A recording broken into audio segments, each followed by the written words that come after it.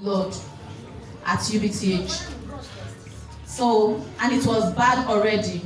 They gave us two options, either a bone marrow transplant or chemotherapy. And then we know the prices of bone marrow transplants and the effects. So we didn't have enough money though, so we just opted for chemotherapy, and we started chemotherapy immediately at UBTH. After the first chemotherapy, his system crashed. He couldn't produce blood, his bone marrows were not producing blood. We had to look for blood support from friends, from family. In fact, I exhausted my family members for donations. My husband, his siblings, everyone donated just to make sure he survives. And even some of my friends here who do this business with me, they came to the hospital to do donations of blood to keep my son going. And then that continued until actually a friend, my upline, a family friend, introduced, she was the first to tell us about this product.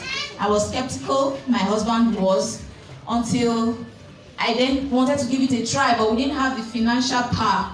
So I went to Mama and I told her. She pushed, and then my upline, Mrs. Ihaza, she made a donation of the first pack we started with. So we started using the product when she gave us the first pack. And then, like I said, after the first chemotherapy, his system crashed. So because he wasn't able to produce blood and we kept giving blood support, the doctor then insisted that he had to go for a bone marrow transplant, that's the only way. So we started looking for funds to go for the transplant. In UK, we were told it's 60 million, and then other places. And then we found somewhere here in Nigeria, at Igosa, where approximately 50 million will be used for the transplant.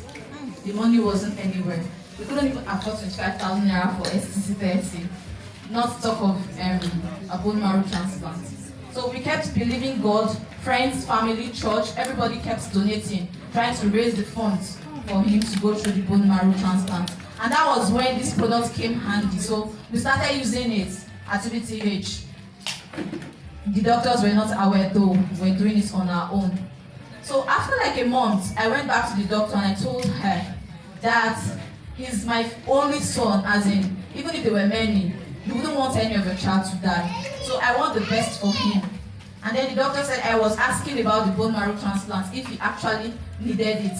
So she told me that the tests they've been running of recent, they discovered that he doesn't need the bone marrow transplant. That was the first breakthrough. So I was like, ma, but we hear of relapse. Sometimes they say after chemotherapy and all that, there may be a case of relapse. Because my son reads a lot. He's 17. Clinton, please, if you don't mind, please just come over. Super live! Super! He reads a lot, so he kept telling me things.